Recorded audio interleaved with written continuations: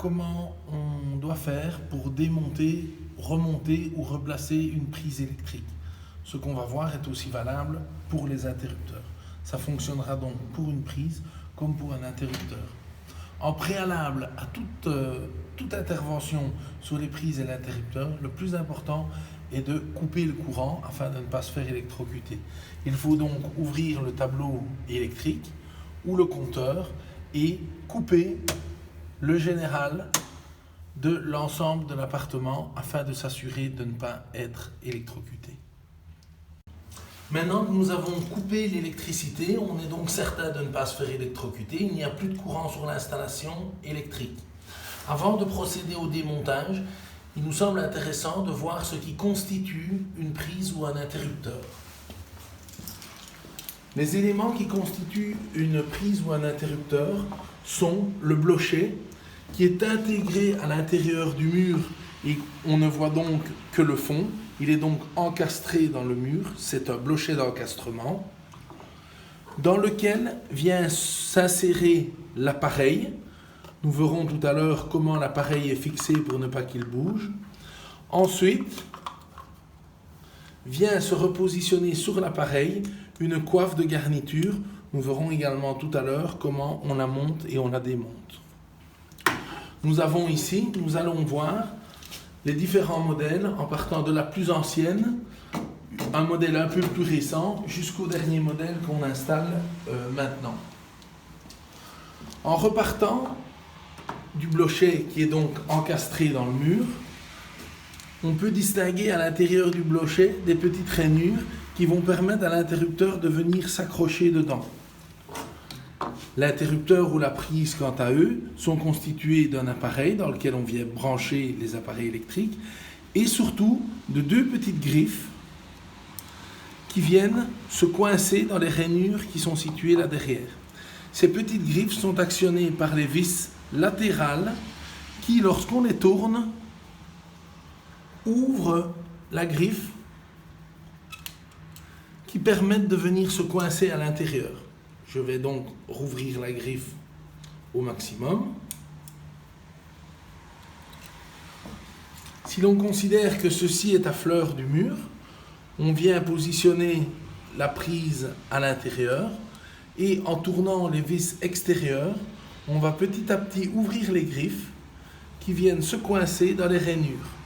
Lorsque l'on sent que ça commence à serrer d'un côté, on serre un petit peu de l'autre afin de bien répartir la prise sur les deux côtés du boîtier. On a donc maintenant une prise qui ne bouge plus à l'intérieur puisque les deux griffes se sont ouvertes.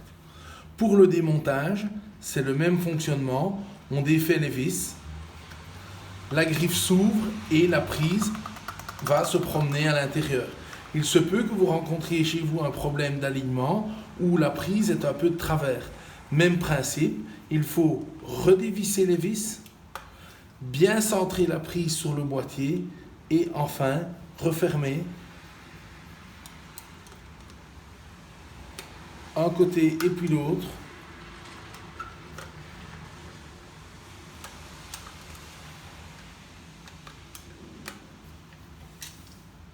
Voilà, ensuite l'autre côté, les deux côtés, jusqu'à ce que la prise soit parfaitement fixée. Et ensuite seulement, on vient appliquer la coiffe qui n'est qu'une garniture, qui vient s'appliquer dessus. Et dans le modèle présent, on a une petite vis de fixation qui permet d'attacher la prise à l'appareil. Voilà donc une prise entièrement constituée, son blocher d'encastrement, l'appareil qui est derrière la garniture. Par rapport, si on se penche sur la prise existante ici, je rappelle bien, nous avons coupé l'électricité, il n'y a donc pas de danger d'électrocution, il n'y a pas de petite vis pour la coiffe, c'est donc un système clipsé. En mettant un tournevis par au-dessus, on peut très facilement déclipser la coiffe. On va ensuite déclipser la prise elle-même. On constate que nous avons les deux petites vis dont nous avons parlé, que l'on peut à souhait visser ou dévisser. Dans le cas présent, la prise était bien mise. On peut sans problème dévisser la vis et retirer le corps de la prise qui est simplement clipsé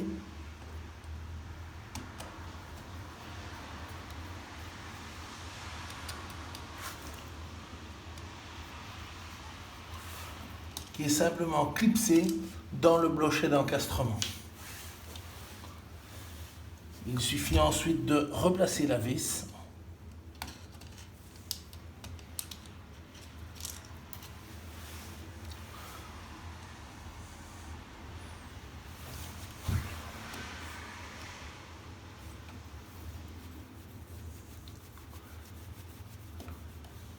et de refixer la prise en prenant soin de la mettre bien droit,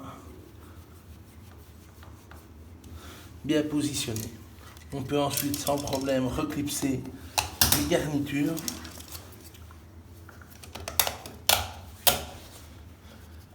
et voilà une prise qui a été démontée et remontée.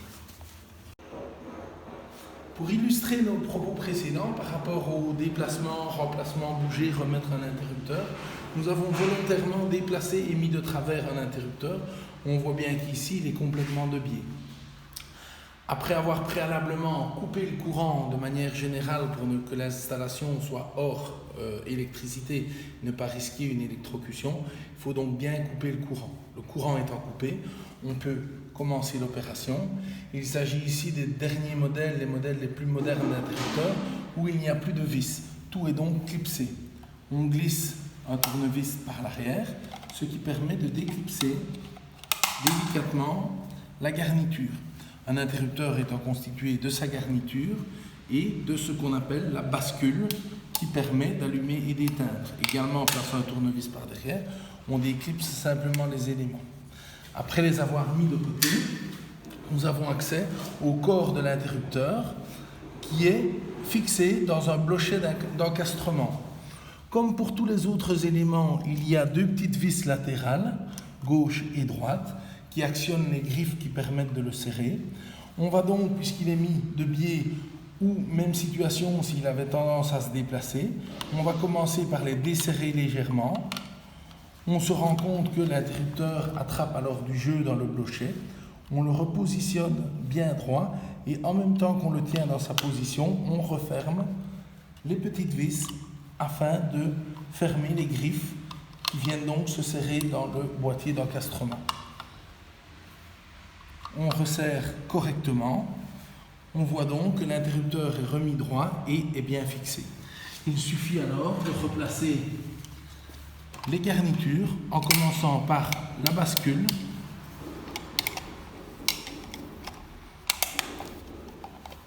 et le cache de l'interrupteur et on voit qu'il est remis droit et qu'il fonctionne de nouveau correctement.